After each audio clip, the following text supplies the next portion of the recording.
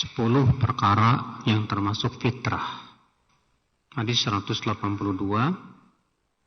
An Aisyah radhiyallahu anha qalat qala Rasulullah sallallahu alaihi wasallam ashrun minal fitrah. Ada 10 perkara yang termasuk fitrah. Qassus syarib. Yang pertama yaitu mencukur kumis. Artinya sunnah itu mencukur, Pak. Ya, bukan menggundul, tapi mencukurnya. Yang kedua, wa i'fa'ul lihyah, memanjangkan janggut. Memanjangkan janggut itu hukumnya wajib. Kenapa demikian? Karena Nabi Shallallahu Alaihi Wasallam memerintahkannya. Ya, Rasulullah SAW bersabda, ya kata Rasulullah, qassus syarib wa a'ful liha khaliful majus. Hendaklah kalian potong kumis kalian dan panjangkan janggut kalian itu. Dan selisihi orang-orang majusi.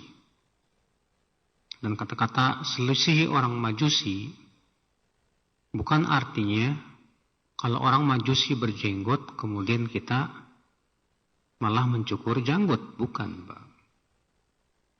Kenapa Nabi Shallallahu Alaihi Wasallam mengatakan selisih orang majusi?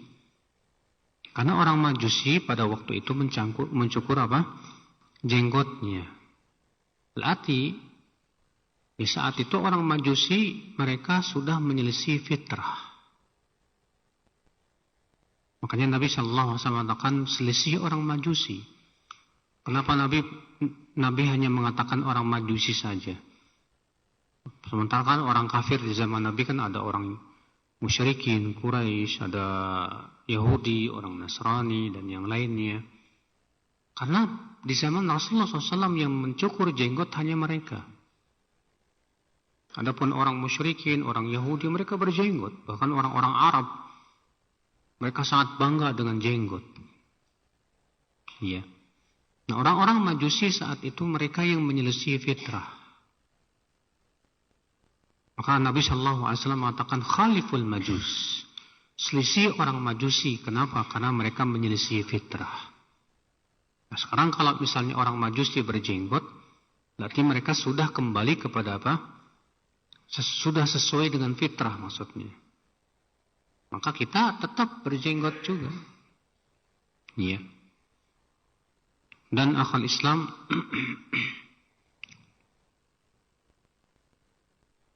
kalau kita perhatikan para ulama terdahulu,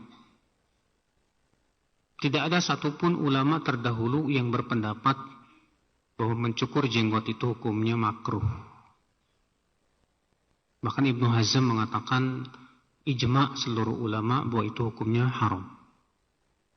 Demikian pula seingat anak itu Ibnu Abidin. Namun sebagian ulama Syafi'iyah, yaitu ulama Syafi'iyah belakangan, Pak, bukan yang terdahulunya.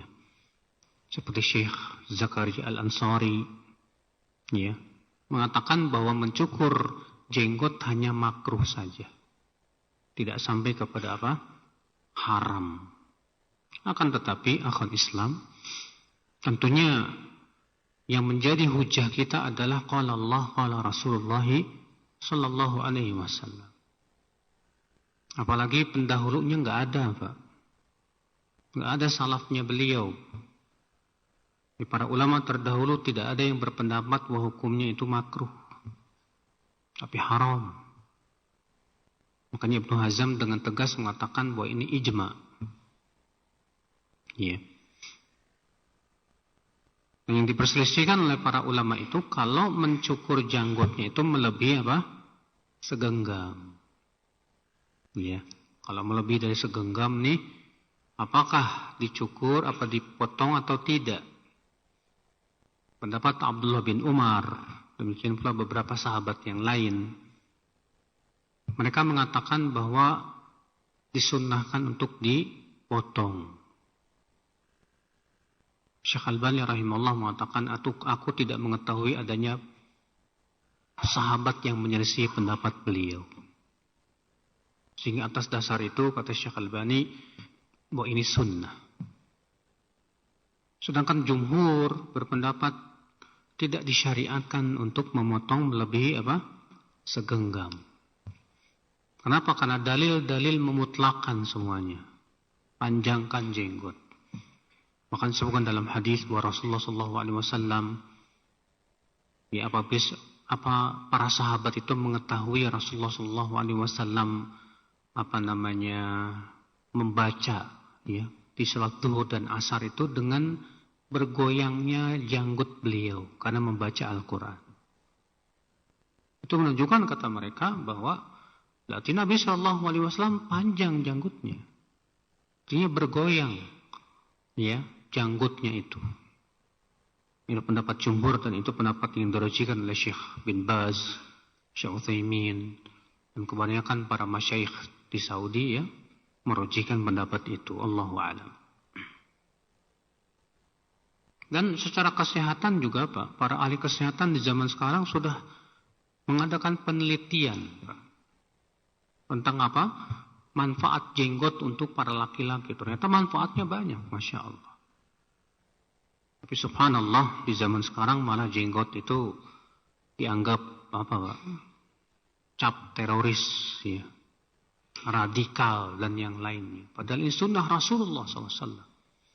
Rasulullah berjenggot, para sahabat berjenggot, para ulama semua berjenggot, para nabi bahkan semuanya berjenggot. Karena memang Allah telah memfitrahkan para laki-laki itu berjenggot, ya akhwan Islam. Maka sungguh sangat heran mereka-mereka yang kok tidak suka kepada jenggot. Bahkan menyuruh orang, bahkan mewajibkan orang untuk mencukur jenggot. La haula wala quwata illa billah. Iya. Kemudian yang ketiga, wassiwak.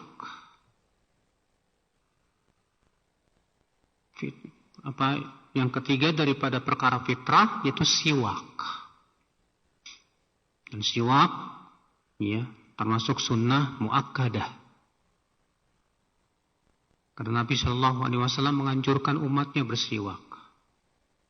Rasulullah bersabda, as-siwaku matharatun lil fam, mardatun lirrabb. Siwak itu mensucikan mulut dan mendatangkan keridhaan Allah Subhanahu wa taala. Iya. Akhwal Islam, kita berusaha untuk bersiwak sebagaimana halnya Rasulullah SAW senantiasa menganjurkan umatnya bersiwak. Kemudian yang selanjutnya, wastinsyaqul ma, dan beristinsyak. Apa itu istinsyak? Menghirup air ke hidung. Ini dalam berwudu. Dan sangat ditekankan juga ketika kita bangun dari tidur malam, Pak.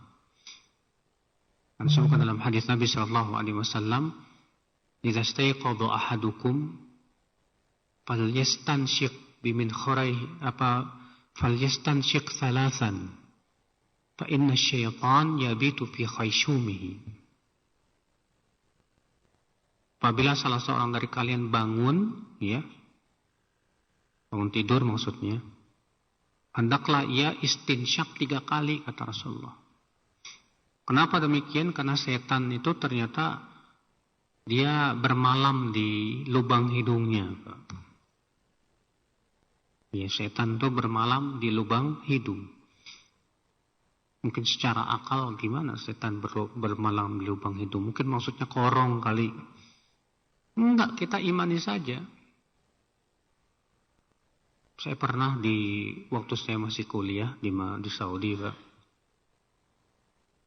Itu pas saya lagi tidur dekat lubang listrik itu, Pak. Itu kedengeran di lubang listrik itu ada orang lagi ngobrol. Saya kira ini di sebelah kali. Di sebelah nggak ada siapa-siapa. Saya dengar lagi ngobrol pakai bahasa Arab. Gamenya jin Arab. Terus saya ketok, tok, tok, tok. Dia ngetok lagi, tok, tok, tok, tok. Wah, Baru saya sadar nih jin ini. Iya.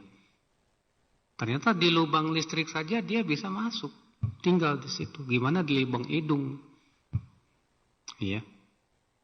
Maka Nabi Shallallahu Alaihi Wasallam menganjurkan, ya, kalau kita bangun tidur itu jangan lupa untuk istinsyak, ya 3 kali. Karena sudah kita sebutkan tadi, Rasulullah mengatakan bahwa setan itu bermalam di lubang hidung. Ya. Kemudian selanjutnya waqasul azfar, dan memotong kuku. Ini termasuk fitrah. Adapun memanjangkan kuku seperti yang kita lihat di zaman sekarang, terutama para wanita, ya sengaja dipanjangkan kukunya itu biar kelihatan bagus, itu tidak sesuai dengan fitrah. Bahkan sebagian ulama mengatakan itu menyerupai syaitan. Tasyabuh dengan siapa? Setan. Kemudian waghuslul barajim, dan mencuci barajim. Barajim itu ini, Pak. Kalau di jari jemari ini bagian atasnya nih ada ini. Apa namanya? Hah? Kalau ruas ini. Kalau di belakangnya nih saya nggak tahu bahasa Indonesia apa. Apa, Pak? Ada nggak bahasa Indonesia? Nggak ada kayaknya. Mana para ahli bahasa? Iya. Kalau dalam bahasa Arab ini barojim. Ya, kalau yang sebelahnya nih, yang ininya, kalau nggak salah bahasa Arab itu rawajib. Iya. Kalau ini barojim. Iya. Nah itu disunahkan untuk dicuci. Kemudian wanatful ibd. Termasuk fitrah selanjutnya yaitu mencabut bulu ketiak. Yang sunnah itu mencabut, Pak, bukan mencukur. Ya.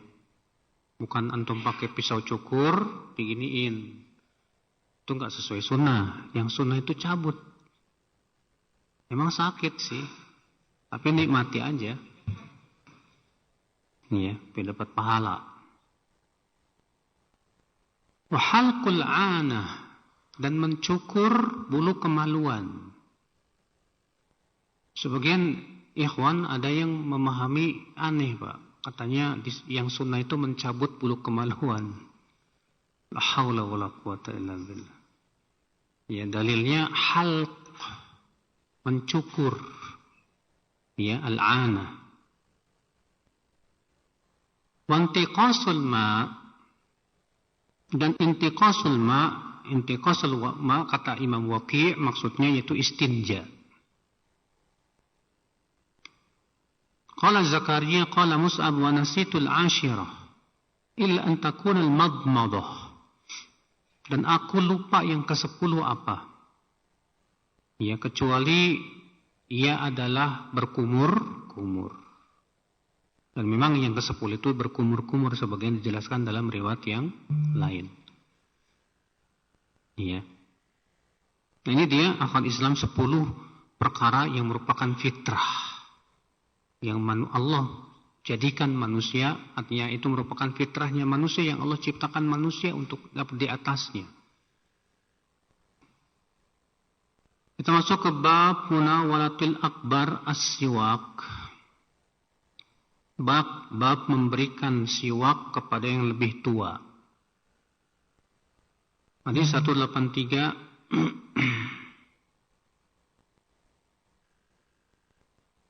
An Abdullah bin Umar radhiyallahu anhuma anna Rasulullah sallallahu alaihi wasallam qala: Arani fil manami atasawwaku bisiwakin fajadhabani rajulani ahaduhuma akbar min al-akhar. Fanawaltu siwak al-asghar minhuma faqila li kabbir fadafa'tuhu ila al-akbar.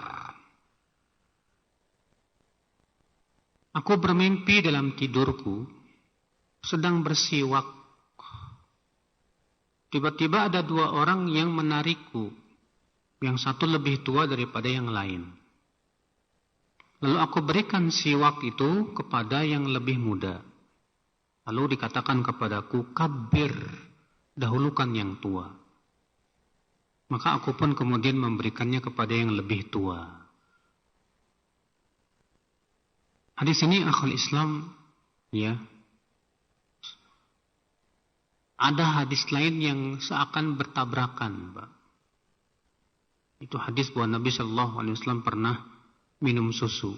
Di sebelah kanan beliau ada Ibnu Abbas dan di sebelah kiri beliau ada Abu Bakar. Kemudian setelah Rasulullah minum susu, beliau minta izin kepada Ibnu Abbas.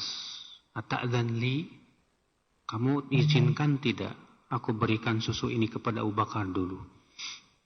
Kata Ibnu Abbas, la, tidak. Aku tidak mau, ya, ada orang yang mendahuluiku kepada bekas mulutnya Rasulullah Sallallahu Alaihi Wasallam. Karena kan para sahabat tabaruk dengan apa? Tubuhnya Rasulullah Sallallahu Alaihi Wasallam. Nah di sini Rasulullah Sallallahu Alaihi Wasallam ternyata mendahulukan yang kanan. Padahal yang kanan lebih muda daripada yang kiri. Bagaimana ini? Ya. Seakan dua hadis ini bertabrakan. Sebagian ulama memberikan jamak, kompromi, yaitu kalau dua orang itu ada di hadapan kita, maka kita dahulukan yang tua. Tapi kalau dua orang itu yang satu di kanan kita dan yang satu di kiri kita, maka dahulukan yang kanan. Iya, dahulukan yang apa? Yang kanan. Wallahu a'lam. Bab ahfus syawarib wa a'ful liha. Bab potong kumis dan panjangkan janggut. Hadis 184 an Ibnu Umar radhiyallahu anhu maqal qala Rasulullah sallallahu alaihi wasallam khaliful musyrikin ahfuz syawarib wa a'ful liha. Rasulullah SAW sabda, selisihi orang-orang musyrikin. Orang musyrikin yang dimaksud dalam hadis ini kaum Majusi, sebagaimana dijelaskan dalam riwayat yang lain. Ahfuz syawarib, potong kumis kalian. Wa a'ful liha, dan panjangkan janggut kalian. Hadis ini menunjukkan akal Islam yang pertama, al-amru bi mukhalafatil musyrikin. Perintah untuk menyelisihi orang-orang musyrik, orang-orang kafir. Ya. Karena kita tidak boleh, Pak, tasyabuh dengan orang kafir, enggak boleh, dilarang oleh Rasulullah sallallahu alaihi wasallam, ya. Dan sudah pernah saya jelaskan di sini makna tasyabuh itu apa? Tasyabuh itu artinya dalam perkara-perkara yang itu khusus untuk mereka dan ciri mereka. Adapun itu sesuatu perkara yang bukan khusus mereka dan bukan pula ciri mereka, boleh tidak kita melakukannya? Boleh, nggak apa-apa. Contoh misalnya, ya, di zaman Rasulullah SAW, Rasulullah SAW pernah safar. Beliau memakai jubah Romawi. Iya. Sehingga diambil dari hadis tersebut istimbat bahwa berarti itu menunjukkan tasyabuh yang dilarang itu adalah kalau itu ciri mereka dan khusus untuk mereka. Adapun kalau itu bukan ciri mereka, bukan khusus mereka, maka enggak masalah. Buktinya Nabi Shallallahu Alaihi Wasallam yang memakai jubah Romawi. Iya. Ini akal Islam. Makanya kalau misalnya antum pakai ikat pinggang, boleh tidak? Apakah ikat pinggang kekhususan orang kafir? Ya enggak. Antum pakai jaket, apakah jaket kekhususan orang kafir? Tidak. Ya. Nah, ini saudaraku seiman. Maka kita diperintahkan untuk menyelisihi kaum musyrikin dalam perkara-perkara yang itu khusus untuk mereka dan tidak tasyabuh dengan mereka. Iya. Di sini menunjukkan akal Islam perintah untuk mencukur kumis dan memanjangkan janggut sebagaimana sudah kita sebutkan tadi.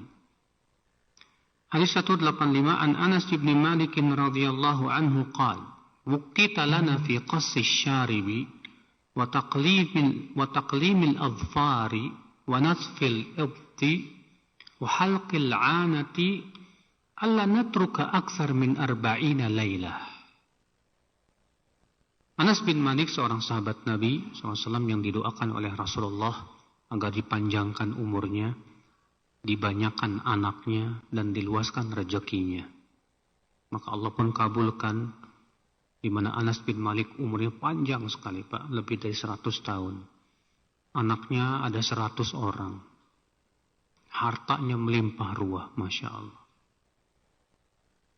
Beliau berkata, kami diberikan waktu untuk mencukur kumis, menggunting kuku, mencabut bulu ketiak, mencukur rambut kemaluan, yaitu kami tidak boleh membiarkannya melebihi 40 hari. Artinya lebih dari 40 hari harus cukur, harus dipotong kukunya. Di sini menunjukkan di akal Islam tidak boleh kita membiarkan bulu ketiak kita, misalnya kuku kita, bulu kemaluan kita, kumis kita, tidak boleh dibiarkan lebih dari 40 hari. Maka kalau sudah 40 hari kita tetap saja membiarkan, hukumnya dosa. Ini pendapat Hanafiyah dan yang dirajikan oleh Syekh bin Baz, bahwa pemberian waktu ini, Pak, menunjukkan bahwa hukumnya haram lebih dari itu.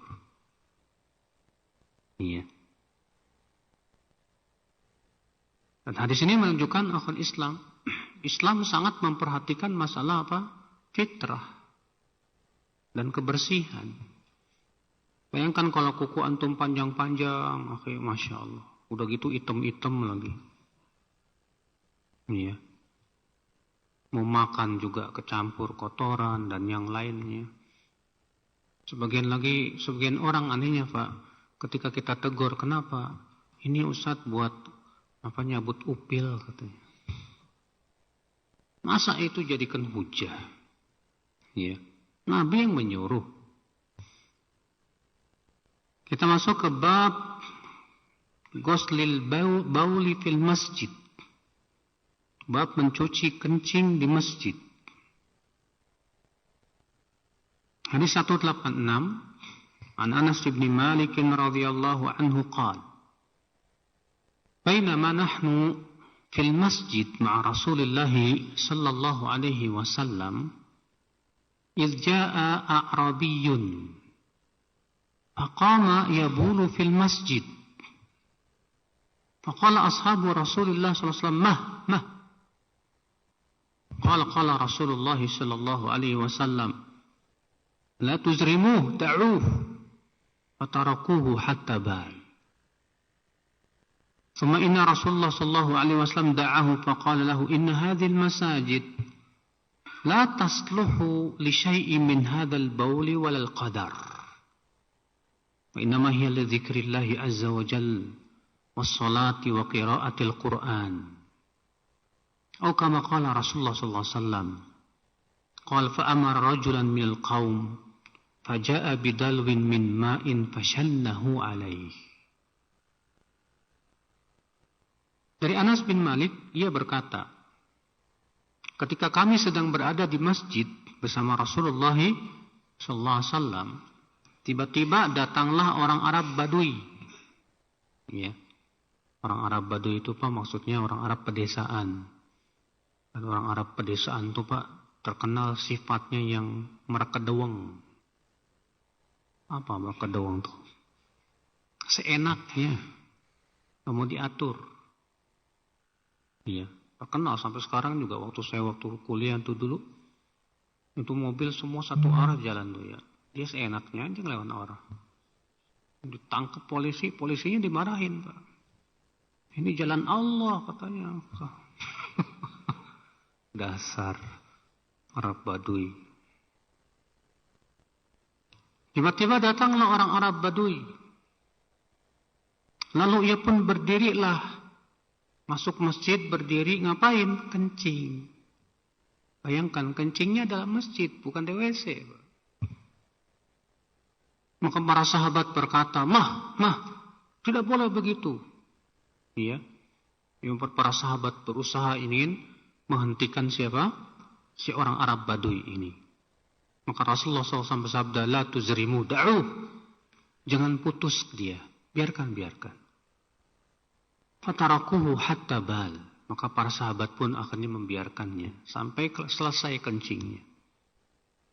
Iya. Kemudian dalam riwayat yang lain Rasulullah SAW meminta 1 ember air. Lalu kemudian diguyurkanlah ya ke tempat air kencingnya tersebut. Kemudian Rasulullah bersabda kepada para sahabatnya, Inna mabu'ithtum muyassirin walam tub'athu mu'assirin. Ya, kalian itu diutus untuk memberikan kemudahan, bukan untuk memberikan apa? Kesulitan. Kemudian Rasulullah bersabda kepada orang Arab Badui ini, sesungguhnya masjid-masjid itu tidak boleh untuk tempat kencing, tidak pula untuk sesuatu yang najis. Akan tetapi masjid itu untuk zikir kepada Allah, salat dan membaca Al-Quran. Ya. Dalam satu riwayat yang lain, orang Arab Badui itu kemudian setelah itu berdoa, Pak. Allahumma arhamni wa Muhammadan wa la tarham ma'ana ahada. Ya Allah, sayangi aku dan Muhammad saja, yang lain jangan disayangi, ya Allah. Iya. Maka Rasulullah bersabda kepada orang Arab Badui itu, laqad hajjarta wasi'a. Kamu sudah menyempitkan rahmat Allah yang luas. Iya. Baik, akhwan Islam, dari hadis ini kita ambil faidah.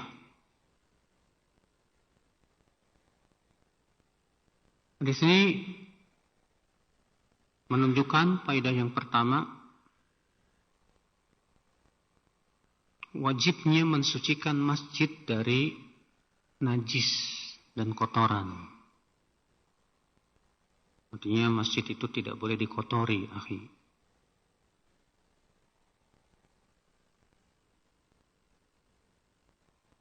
Faedah yang kedua, hadis ini menunjukkan bahwa cara mensucikan tanah yang terkena najis adalah cukup dengan mengguyurkan air. Ya. Cukup dengan mengguyurkan apa? Air sampai hilang najisnya itu.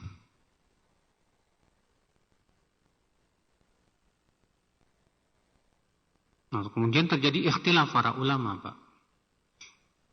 Kalau najis itu hilang dengan sendirinya tanpa diguyur pakai air, misalnya karena kering, terkena sinar matahari misalnya, maka apakah itu menjadi suci atau tidak? Atau dengan kata lain, apakah najis itu bisa disucikan dengan selain air? Ataukah najis itu hanya bisa disucikan dengan apa? Air saja. Ini menjadi sebuah perselisihan para ulama. Pendapat yang paling kuat, wallahu a'lam, bahwa selain air bisa mensucikan. Dalilnya banyak.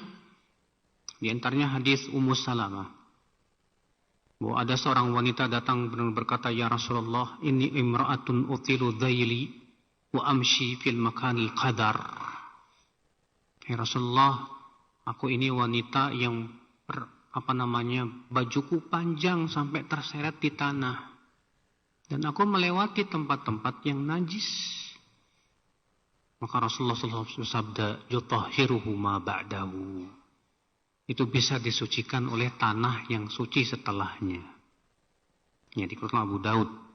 Ya. Demikian pula dalam hadis bahwa Nabi SAW sabda, idza wati'a ahadukum bina'lihil adha fa inna turaba lahu tahur.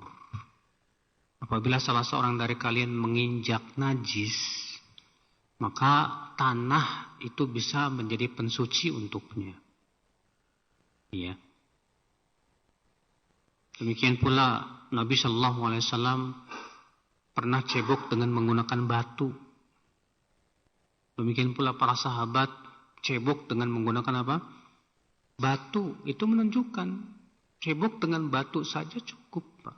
Dan itu menunjukkan batu mensucikan. Iya. Ini yang dirajikan oleh Syekhul Islam Taimiyah rahimahullah. Ini bahwa selain air bisa digunakan untuk apa? Mensucikan. Nah, kalau misalnya antum kasurnya kena ompol, lalu dijemur sehingga hilang rasanya, baunya dan warnanya, maka kembali suci lagi? Iya. Adapun kalau salah satunya masih ada, seperti warnanya misalnya, atau baunya, bau hangser, ya, walaupun kering tetap najis, Pak. Ya, tetap apa? Najis. Wallahu a'lam. Kemudian sabda Nabi kepada para sahabat yang hendak mengingkari si orang Arab Badui ini, Pak. Nabi bersabda, da'uh wala tuzrimu. Biarkan, jangan diputus. Ini menunjukkan kepada faidah, Bapak, yaitu arifku fi ta'limil jahil. Mengajarkan orang bodoh itu harus dengan lembut, Pak. Tidak bisa dengan kasar. Makanya Nabi Shallallahu Alaihi Wasallam kalau sama orang yang bodoh, orang Arab Badui, lembut banget.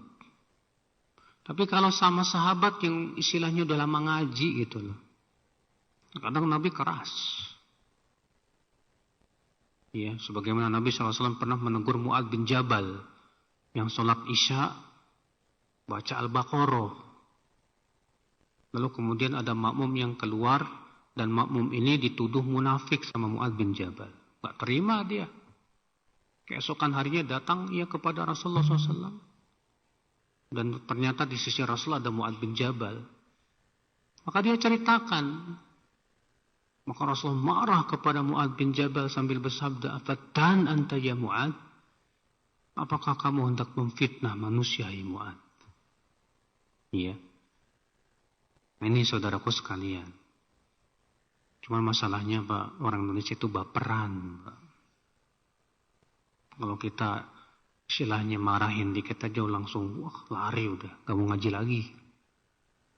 Ya. Allah musta'an. Faedah yang kedua dari sabda Nabi ini, itu kalau kita dihadapkan dua mudarat, maka kita ambil mudarat yang lebih ringan dan tinggalkan mudarat yang lebih apa? Berat. Iya. Kenapa? Karena Nabi Shallallahu Alaihi Wasallam dihadapkan di sini pada dua mudarat nih, Pak. Mudarat pertama yaitu orang Arab Badui kencing di masjid dan mengencingi masjid itu mudarat nggak? Mudarat. Mudarat kedua, para sahabat mau menghentikan si Arab Badui. Mudarat juga. Maka Nabi melihat membiarkan orang Arab Badui kencing lebih ringan mudaratnya dibandingkan membiarkan sahabat Nabi SAW. Para sahabat itu apa? Mengingkarinya. Sebab kalau misalnya para sahabat menariknya misalnya, gimana? Kencingnya kemana-mana itu, Pak. Kena baju dia, bajunya sahabat. Sehingga untuk dicuci itu lebih sulit. Iya. Berarti ini menunjukkan juga faedah yang ketiga, Pak.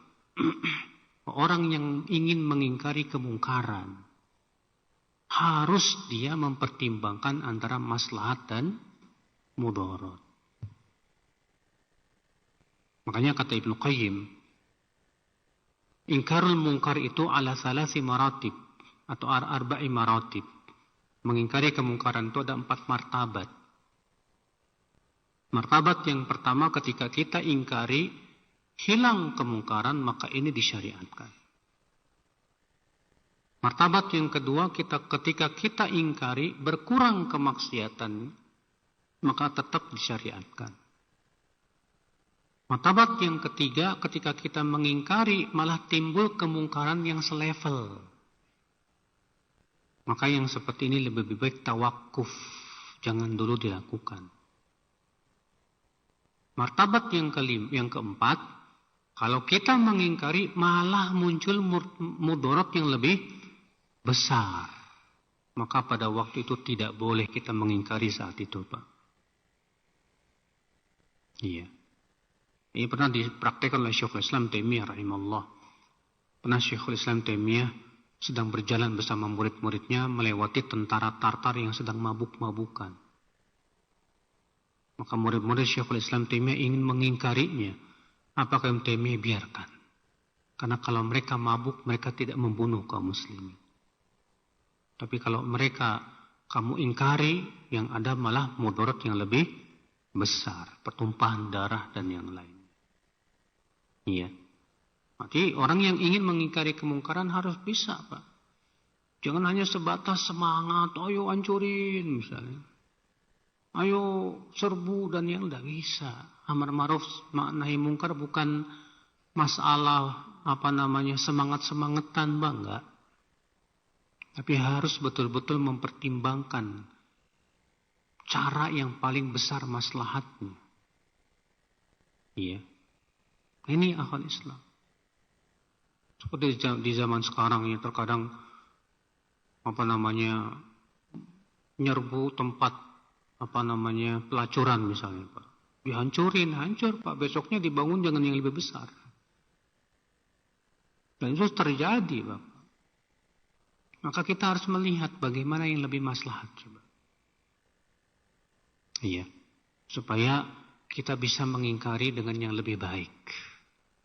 Tanpa harus dengan sikap arogan. Tanpa harus dengan sikap kasar. Karena mengingkari dengan tangan itu haknya para penguasa, Pak. Adapun kita yang tidak punya kekuasaan hanya mengingkari dengan apa? Lisan. Kalau lisan tidak mampu juga, maka dengan apa? Hati. Rasulullah sabda, "Man ra'a minkum munkaran falyughayyirhu biyadihi. Fa illam yastati' fa bilisani.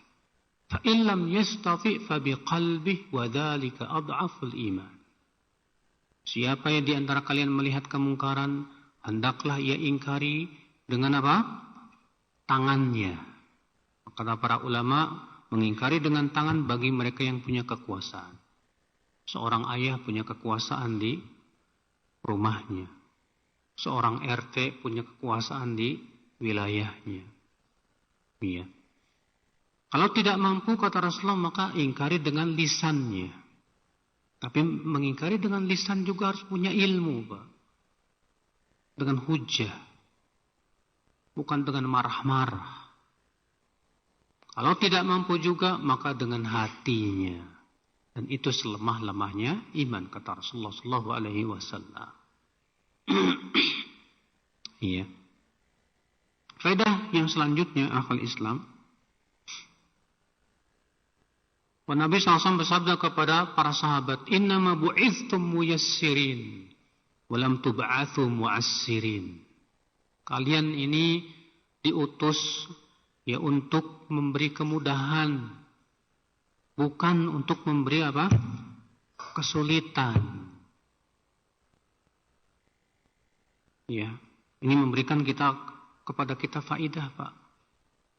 Bahwa orang kita ini, Pak, jangan sampai membuat orang lari dari kebenaran akibat sikap-sikap kita. Kadang kita sedang semangat, ya, ingin mengingkari kebid'ahan misalnya, tapi dengan cara yang tidak baik. Akhirnya orang bukannya senang kepada dakwah, malah semakin lari. Tidak. Ya. Kadang sebagian ikhwan ketika melihat orang yang baru ngaji, terus yang baru ngajinya cukur jenggot dipelototin Pak. Kayak ngeliat setan. Padahal dia datang ke pengajian aja, alhamdulillah. Kadang sebagian akhwat ya melihat yang baru ngaji itu kayak diremehin, Mbak. Gak boleh seperti itu ya akhwat Islam. Iya. Maka berikan kemudahan kepada mereka. Biarkan dia bertahap. Karena untuk berubah itu nggak mungkin langsung loh Pak. Pahamkan dia sedikit demi sedikit. Dia mau ngaji aja juga alhamdulillah. Mudah-mudahan semakin lama semakin dia bisa paham alhamdulillah. Iya. Nah, ini akal Islam saudaraku seiman.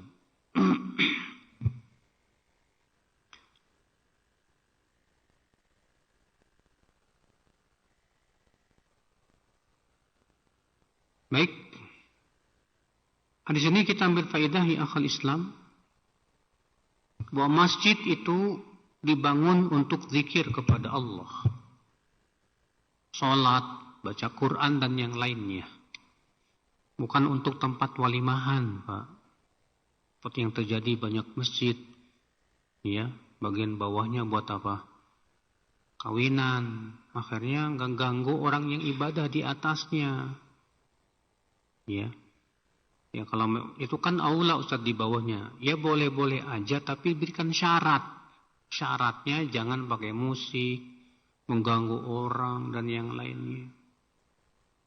Kenyataan yang ada akhirnya apa yang terjadi, Pak? Mengganggu, Pak. Orang-orang yang ingin beribadah. Karena masjid itu kan dibangun untuk memang tujuannya zikir kepada Allah, sholat, bertaqarrub kepada Allah. Gara-gara ada acara-acara seperti itu akhirnya orang mau sholat jadi segan misalnya. Ya, dan yang lainnya. Bab nadhu baulis sabi minas saub. Bab memerciki kencing anak bayi yang mengenai baju.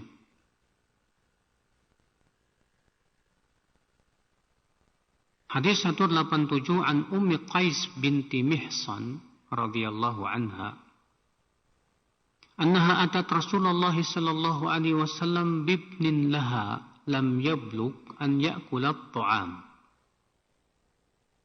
Qala Ubaidullah akhbaratni anna ibnaha dhaka bala fi hijri Rasulillah sallallahu alaihi wasallam. Fada'a Rasulullah sallallahu alaihi wasallam bima'in fanadhahu ala thawbihi wa lam yaksilhu ghusla. Dari Ummu Qais binti Mihsan, semoga Allah meridainya, bahwasanya ia datang kepada Rasulullah sallallahu alaihi wasallam membawa anak bayi laki-lakinya yang belum makan. Artinya masih dari ASI saja. Ubaidullah berkata, maka ia mengabarkan kepadaku bahwa bayi laki-lakinya itu ngompol di pangkuan Rasulullah sallallahu alaihi wasallam. Maka Rasulullah SAW meminta air, lalu beliau pun memerciki dengan air tersebut ke bajunya, dan beliau tidak mencucinya. Hadis ini akhi menunjukkan bahwa bayi laki-laki yang belum makan, alias hanya sebatas ASI saja, ya, maka najisnya ringan, Pak. Cukup diperciki saja. Berbeda dengan bayi wanita. Karena dalam riwayat Abu Daud disebutkan demikian, yuksalu min baulil jariyah. Ya. Untuk bayi wanita wajib dicuci. Tapi untuk bayi laki-laki yang belum makan cukup apa? Diperciki. Batasannya tadi, selama dia belum makan. Masih dari ASI saja. Adapun kalau sudah makan, maka pada waktu itu wajib dicuci. Iya. Baik. Ada ikhwan sudah ngaji sunnah, tapi banyak juga yang tertipu dengan beliau melalui bisnisnya. Ya, akhir di zaman sekarang ini banyak yang pura-pura jadi ikhwan sunnah, Pak. pakai jenggot, gayanya. Tapi ternyata menipu banyak orang. Ya, antum harus waspada. Jangan hanya tertipu dengan apa? Penampilan. Kalau ternyata orangnya nggak amanah, suka nipu dan yang lainnya. Maka kalau memang dia banyak melakukan perbuatan itu, nggak masalah kita gibah. Maksudnya kita wanti-wanti yang lain jangan sampai ya terkena oleh perbuatan dia itu. Kita sebut nama nggak masalah. Ya kita tahdir istilahnya gitu.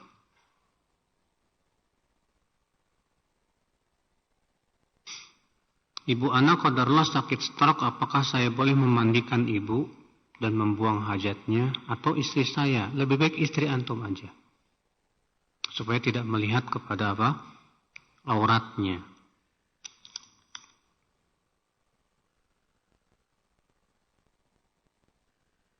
Bolehkah kita ngontrak di tempat yang sudah digadaikan? Enggak boleh, Pak. Pada kaidah usul fikih mengatakan, kaidah fikih al-mashghul la yushghal.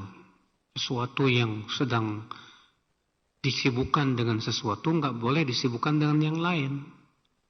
Kalau kontrakan itu sudah sedang digadaikan, ya, kemudian antum mau ngontrak di situ, ini masalahnya hubungannya dengan hak orang yang apa?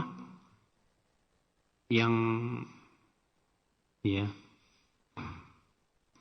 Masalahnya adalah kalau misalnya barang tersebut sudah digadaikan ke orang lain, kemudian antum mau pakai lagi buat yang lain. Yang jadi masalah adalah yaitu ini sedang dipakai untuk digadaikan. Tapi kalau misalnya ya seperti sawah dan yang lainnya. Antum punya sawah, pinjam utang sama orang lain. Kemudian sawah tersebut digadaikan ke orang tersebut sebagai gadai.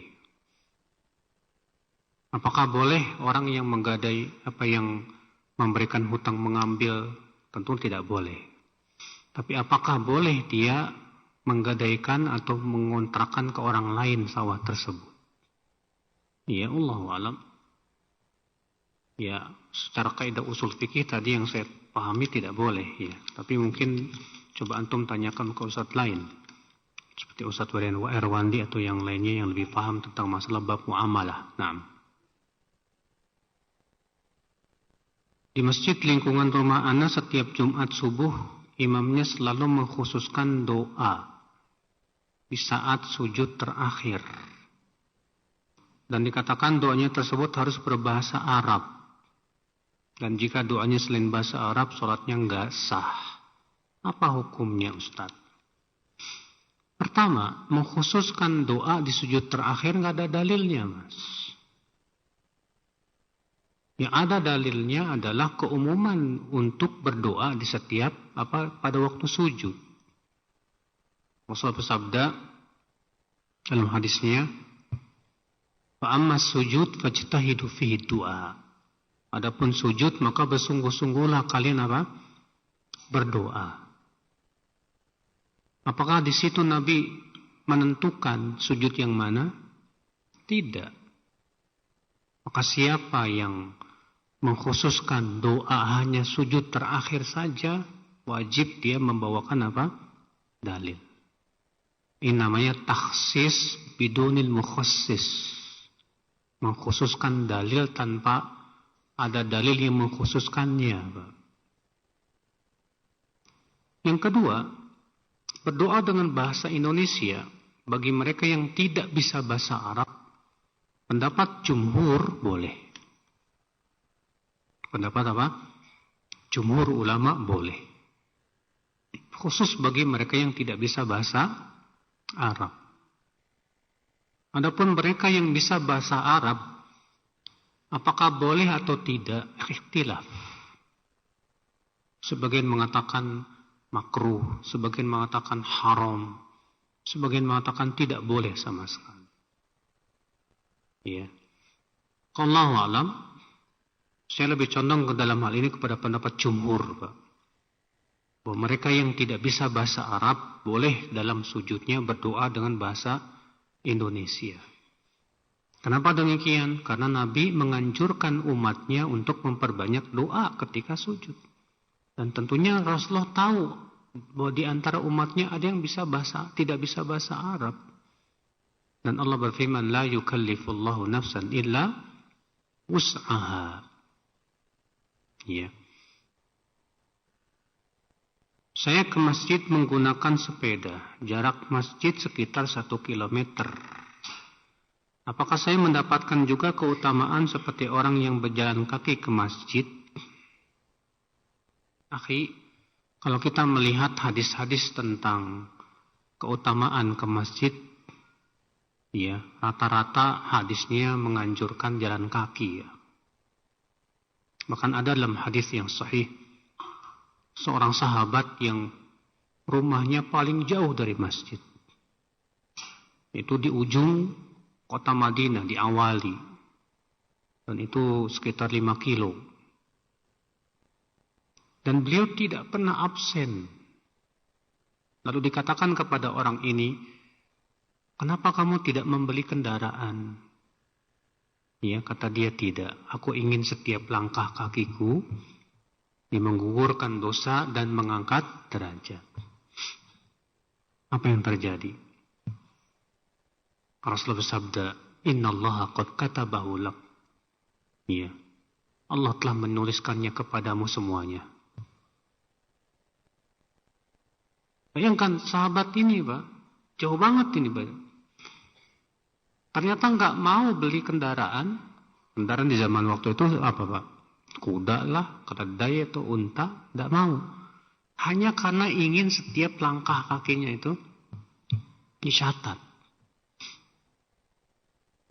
Memang ada hadis yang menunjukkan, ya, bahwa pahala orang yang berkendara itu sama, tapi riwayatnya dhaif. Maka tidak. Kalau kita melihat hadis-hadisnya, Pak, maka yang lebih utama adalah jalan kaki, Pak, dibandingkan naik kendaraan. Tapi daripada antum nggak ke masjid, mendingan naik kendaraan. Iya. Kadang antum gara-gara mau jalan malas gitu kan, udahlah naik kendaraan aja antum. Syekh Utsaimin rahimahullah, yang saya tahu itu rumahnya beliau 2 kilo dari masjid. Tapi beliau jalan kaki. Iya.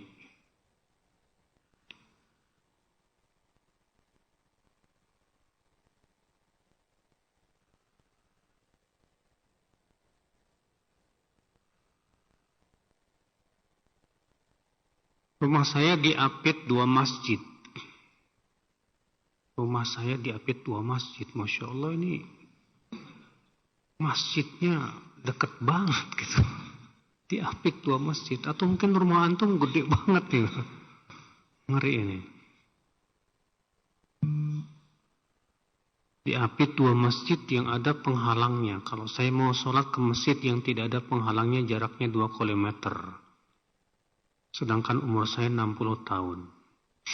Padahal saya dapat rukhsah keringanan untuk sholat di kedua masjid yang ada penghalangnya.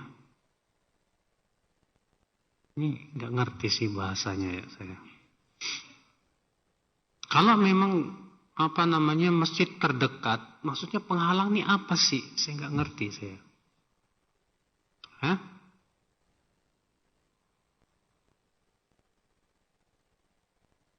Ada penghalangnya apa ini, Pak? Tembok. Hah? Mohon dijelaskan lagi ya, yang nanyanya lebih jelas gitu, biar jawabannya juga pas. Saya akan operasi di bagian dagu yang mengharuskan mencukur jenggot, Ustadz. Kalau keadaannya seperti ini, ya, maka yang seperti ini rukhsah namanya, Pak. Di mana antum ada penyakit dan harus dioperasi bagian dagu, mau tidak mau harus dicukur janggutnya. Maka seperti ini nggak masalah, karena kaidahnya mengatakan apa? Ad-darurah tubihul mahdhurat. Sesuatu yang darurat membolehkan sesuatu yang terlarang. Jika seorang anak minta sesuatu kepada orang tuanya, apakah termasuk syirik? Ini pertanyaannya, orang tuanya masih hidup apa udah meninggal? Kalau udah meninggal, na'am syirik. Tapi kalau masih hidup, kemudian si anak minta, ya, dan si orang tua mampu memberinya, gak masalah. Yang tidak boleh itu meminta kepada makhluk dalam perkara yang tidak mungkin bisa dilakukan kecuali Allah Subhanahu wa taala. Maka itu syirik. Ya. Bayi yang baru lahir disunahkan diberikan kunyahan kurma. Apakah ini termasuk sudah makan, Ustadz? Emang antum tiap hari kasih? Kan cuma di awal doang. Ya. Maka yang seperti ini tidak dianggap, Mas.